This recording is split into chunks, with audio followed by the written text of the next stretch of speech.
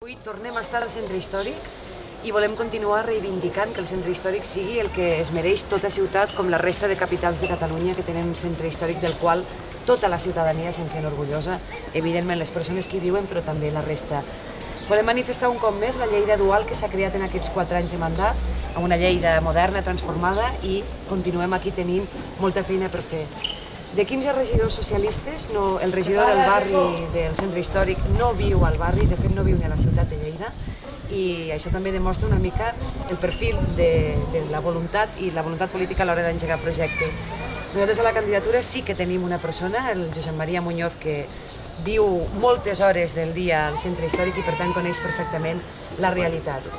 Volem reivindicar que no es deixin perdre oportunitats, com per exemple equipaments, més que construir-ne de nous, equipaments que ja existeixen com la comissaria de la policia, com el Mercat del Pla, la construcció del Museu Morera i tots aquests diners que s'han anat perdent pel camí, com aquest milió d'euros que el teníem a la caixa de l'Ajuntament i l'hem hagut de tornar. Per tant, el programa d'Esquerra Republicana sí que té un programa molt clar sobre el que s'ha de fer per rehabilitar i no només rehabilitar el centre històric. Hola, bon dia.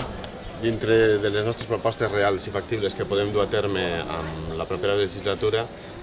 proposem el poder fer dintre dels solars que té l'Ajuntament dintre del centre històric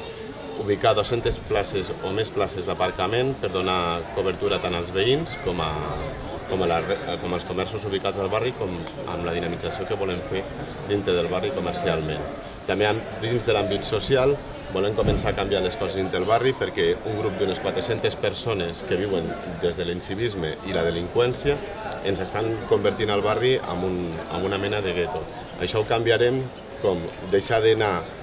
directament a lo que són les sancions econòmiques, començar amb treball social, amb educadors socials al carrer i amb l'assistència social, per una via, i per l'altra canviar el que són les sancions econòmiques que amb aquesta gent no els fan cap mena d'efecte perquè